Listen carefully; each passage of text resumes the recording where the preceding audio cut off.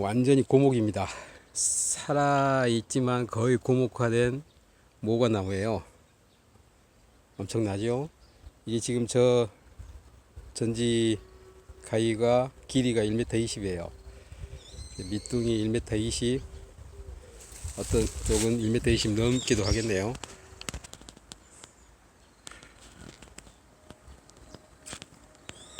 위에서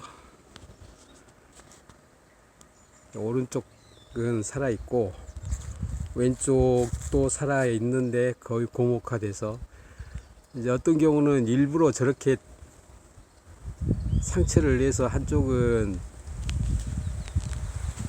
고목 처리를 해서 이렇게 만들기도 하죠.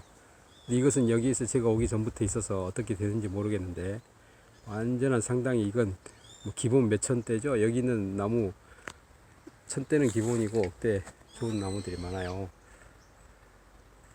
그런데 이제 모과나무를 옮길 때 한참 성장하는 나무는, 모과나무는 소나무에 비해서 이식이 쉽습니다. 이 뿌리 분을 뭐 그렇게 제대로 안 해도 대체적으로 옮기면은 거의 잘 살거든요. 그 물 줄 때 반죽만 잘 하게 되면 이 분이 좀 흐트러져도 대체적으로 잘 삽니다.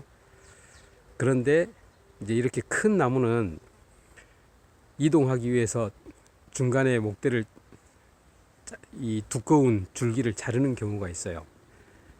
그러면은 이 성장이 좋은 나무들은 그걸 이제 이겨내는데, 조금 큰 나무들, 오래된 나무들은 그 자른 부위부터 이게 타버리면서 껍질이 벗겨지거든요. 그러면서 나중에 썩어가요.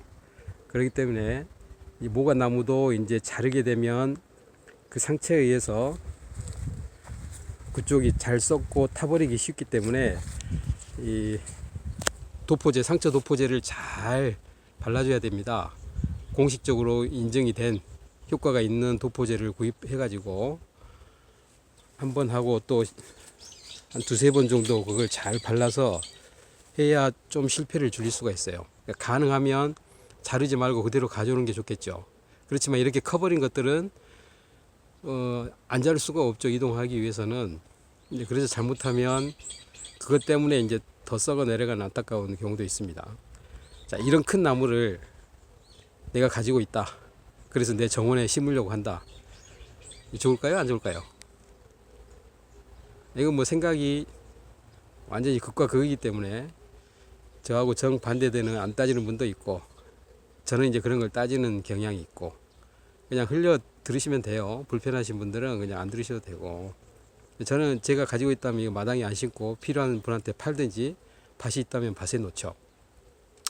왜냐하면 이 나무에 어울릴 만한 집에 심어야 되는데, 내가 그렇게 큰 집이, 높은 집이 필요 없고 넓은 마당을 뭐 소유할 뭐 그런 능력도 안 되고, 그래서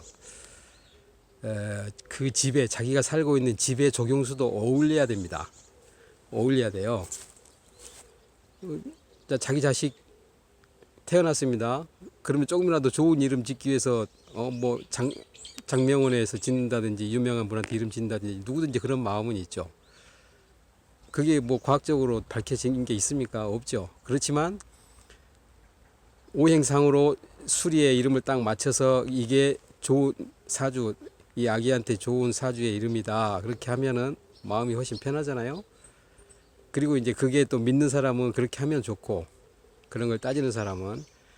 근데 이제 이 조경도 그렇고 이 풍수라는 것은 상식입니다. 그래서 집안의 편리성과 매우 연관이 깊어요. 그래서 이 상식적으로도 이런 큰 나무가 만약에 집 옆에 있으면 불안하죠. 태풍이라도 불어서 쓰러지면 어떡합니까? 그리고 내가 나무를 잘 가꾸고 즐겨야 되는데, 나무를 모시고 혹은 나무에 치여서 사는 사람도 있어요. 그런, 실제 저는 가정집에 전지하러 다니면서 단독주택에, 예전에는 그래도 꽤 산다 하는 분들이에요. 근데 시간이 지나니까 그 나무들이 너무 커버리고, 너무 제가 보기에는 싹 정리해버리는 게 좋을 것 같은데, 그런 걸 또 굳이 애지중지 그대로 키우는 분들이 있거든요. 그 마당 한가운데 이렇게 큰 나무가 있어요. 그게 절대 좋을 리가 없죠. 불편하기도 하고. 첫째는 조경수를 심을 때 이제 조경수 작업하시는 분들도 그렇고 조경수를 심어주는 분도 그렇고 내가 집을 마련해서 조경수를 심으려고 하는 분들도 그렇고 첫째는 편리성입니다. 그 다음에는 이제 집과 어울려야 돼요.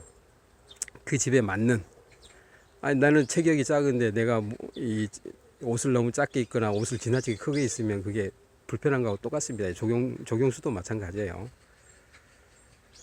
그래서 자기 집에 조경수를 심어서 꾸밀 때 자기 집 크기나 자기 취향과 최대한 장점을 살려서 심으시라는 거고, 또 한 가지 세자면 소나무는 푸르름의 대명사죠. 그래서 이제 그걸 굳이 방향과 관련이 된다면 소나무는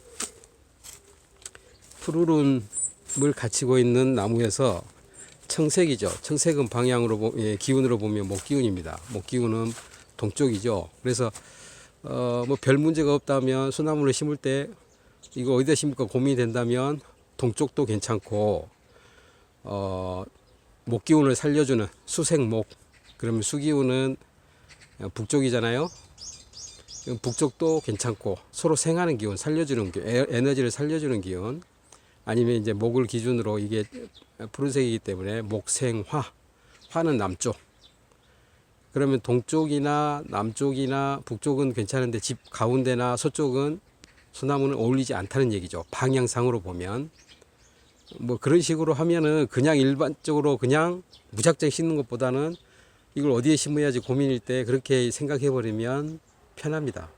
그리고 그게 집안의 편리성에 큰 문제가 없으면 그렇게 심으면 되는 거죠. 이런 부분도 있다는 걸 그냥 상식으로 알아두십시오.